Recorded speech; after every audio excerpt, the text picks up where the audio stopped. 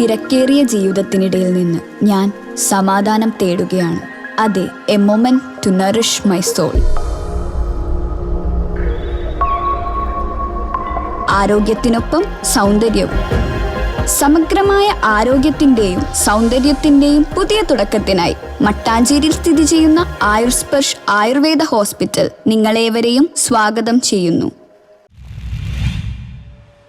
Edakochi Saint Lawrence പള്ളിയിൽ monsignor Lawrence പുളിയനത്തിന്റെ 65ാമത് ചരമവാർഷികാനുസ്മരണം ഫെബ്രുവരി 20 നടക്കും.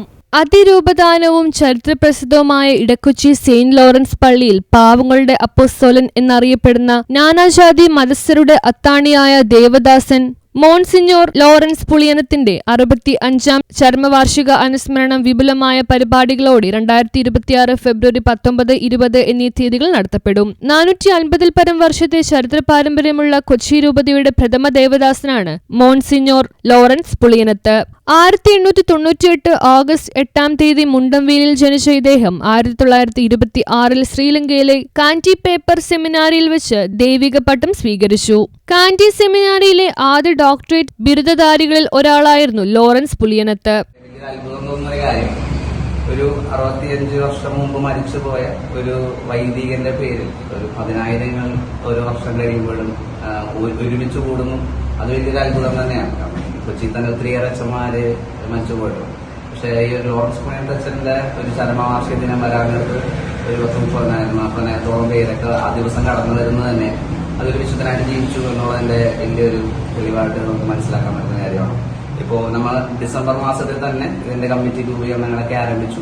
ഇതിന്റെ കാരണം ഇത്രയും വലിയൊരു ക്രൗഡ് വരുന്നതുകൊണ്ട് തന്നെ നമുക്ക് ഒത്തിരി കാര്യങ്ങൾ ക്രമീകരിക്കാനുണ്ട്. ഭക്ഷണത്തിന്റെ കാര്യം വളരെ പ്രധാനമായിട്ട് ശ്രദ്ധിക്കുന്ന ഒരു കാര്യമാണ്.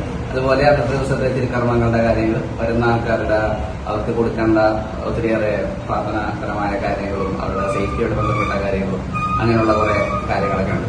ഇതൊക്കെ നമ്മൾ ഡിസംബറോടെ ആരംഭിച്ചു. പല പല കമ്മിറ്റികളായിട്ട് മീഡിയ കമ്മിറ്റി, അതുപോലെ പബ്ലിസിറ്റി കമ്മിറ്റി, ഇതിന്റെ കാര്യങ്ങളൊക്കെ കൊച്ചിയിലും കൊച്ചിക്ക് പുറത്തോട്ടുള്ള കാര്യങ്ങളൊക്കെ അറിയിച്ചു. ആദ്യം ആലപ്പുഴ സെമിനാറിൽ പ്രൊഫസറായും പിന്നീട് ഒത്തിരി ഇടവകളിൽ മാതൃ ഇടവകയായ ഇടക്കൊച്ചി സെയിന്റ് ലോറൻസ് ദേവാലയത്തിലെ ഫെറോന വികാരിയായി 1629 ഇദ്ദേഹം നിയമിതനായി.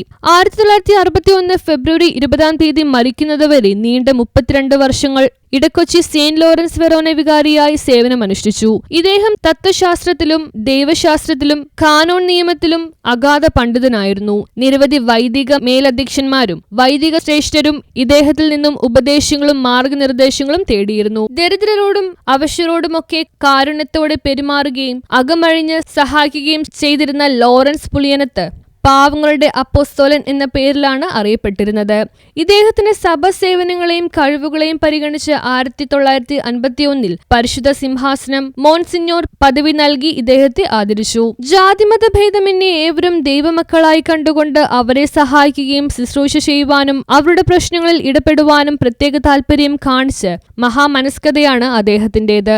മരണാന്തരം ഇദ്ദേഹത്തിന്റെ ഭൗതിക ശരീരം ഇടക്കൊച്ചി ഇടവക ദേവാലയത്തിന്റെ നേരെ എതിർവശത്തുള്ള സെമിത്തേരി ളിൽ സംസ്കരിച്ചു. ആയിരക്കണക്കിന് ഭക്തജനങ്ങൾ ഇന്നും അദ്ദേഹത്തിന് മധ്യസ്ഥം യാചിച്ചുകൊണ്ട് അനുഗ്രഹം പ്രാപിക്കുന്നതിനായി കബറിടം സന്ദർശിക്കുന്നു. 2011 ഫെബ്രുവരി 4 മോൺസിഞ്ഞോർ ലോറൻസ് പുളിയനത്തിനെ സഭ വൈദികദാസനായി പ്രഖ്യാപിച്ചു. ഫെബ്രുവരി 20 രാവിലെ 10 മണിക്ക് കൊച്ചി രൂപത മെത്രാൻ റൈറ്റ് റെവറൻഡ് ഡോക്ടർ ആന്റണി കാട്ടിപ്പറമ്പലിന്റെ മുഖ്യ കാർമ്മികത്വത്തിൽ നേർച്ച സദ്യ ആശീർവാദവും സമൂഹ ബലിയും ദേവദാസ കപ്പേലിൽ നടക്കും. തുടർന്ന് 3 മണിവരെ ഓരോ മണിക്കൂറിലും ദിവ്യബലിയും ദേവദാസ കപ്പേലിൽ നടക്കും. ഈ ദൈവദാസനെ നേരിട്ട് കണ്ടിട്ടുള്ള, അദ്ദേഹവുമായിട്ട് ഇടപഴകിയിട്ടുള്ള, അദ്ദേഹത്തിന്റെ പ്രവർത്തനങ്ങൾ നേരിട്ട് കണ്ടിട്ടുള്ള ആളുകളുടെ സാക്ഷിമൊഴികൾ, അദ്ദേഹത്തിന്റെ കണ്ടംപററീസ് ആയിട്ടുള്ള സമകാലികരായിട്ടുള്ള ധാരാളം മനുഷ്യരുണ്ട്.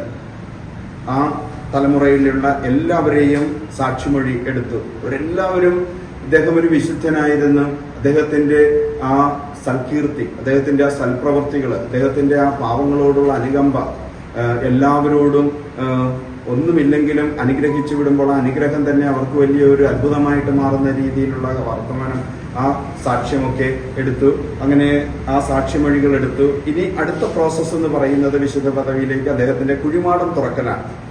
ആ കുഴിമാടം ഈ ദിവസങ്ങളിൽ, ഇനിയിപ്പോ അത് ഈ വർഷം ഈ 65ാമത് ചരമവാർഷിക അനുസ്മരണത്തിൽ അഭിവന്യ പിതാവ് അത് ഡിക്ലെയർ ചെയ്യുന്നതായിരിക്കും. 1,00,000 പേർക്ക് നേർച്ച സദ്യയും ഉണ്ടായിരിക്കും. ഇതിൽ പങ്കെടുക്കുവാനുള്ള വിപുലമായ സജ്ജീകരണങ്ങൾ ദേവാലയത്തിൽ ഒരുക്കിയിട്ടുണ്ട്. ബുഫേ മാതൃകയാണ് നേർച്ച സദ്യ ഒരുക്കിയിരിക്കുന്നത്. ഈ പരിപാടി സുഗമമായും സമാധാനമായും നടത്തുന്നതിനാവശ്യമായ സഹായം പോലീസ് സേനയിൽ നിന്നും ഉണ്ടായിരിക്കും. കൂടാതെ 400ഓളം വോളണ്ടിയേഴ്സിനെയും നിയോഗിച്ചിട്ടുണ്ട്. വാഹനങ്ങളിൽ വരുന്നവർക്ക് വിപുലമായ പാർക്കിംഗ് സൗകര്യങ്ങളും ഏർപ്പെടുത്തിയിട്ടുണ്ട്.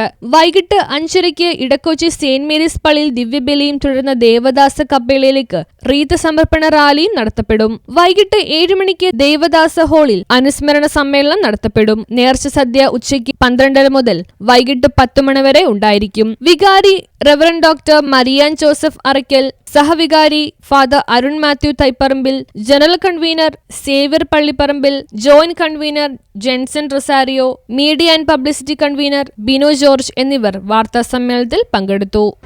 32 വർഷത്തെ സേവനത്തിന് ശേഷം 1961 അദ്ദേഹം മരിക്കുന്നത്. ആ മരിക്കുന്ന സമയത്താണ് അദ്ദേഹത്തിൻ്റെ ആ പ്രശസ്തി, അദ്ദേഹത്തിൻ്റെ ആ സേവനമൊക്കെ തിരിച്ചറിയുന്നത് ലോകം. ഇത്രമാത്രം എല്ലാവരുടെയും ഹൃദയത്തിൽ ഒരു സ്ഥാനം അദ്ദേഹത്തിനുണ്ടായിരുന്നെന്നും ഒരു ആത്മീയ ഗുരുവായിട്ട്, ഒരു വിശുദ്ധാത്മാവായിട്ട് അദ്ദേഹത്തെ ജനമെല്ലാം കരുതിയിരുന്നെന്ന് മനസ്സിലാക്കുന്നത് അന്നേരമാണ്. ആ മരണസമയത്ത് നാനാ പ്രദേശങ്ങളിൽ നിന്നുള്ള ജനങ്ങൾ ഓടിക്കൂടുകയും അവിടുത്തെ ആ കരച്ചില് മറ്റ് കരകളിൽ വരെ എത്തിയെന്നാ പറയുന്നത്.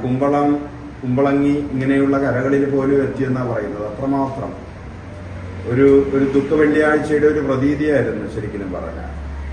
അന്നു മുതൽ പിന്നീട് അങ്ങോട്ട് ഓരോ വർഷവും അദ്ദേഹത്തിന്റെ ചരമവാർഷികം ജനം. News bureau, Kochi.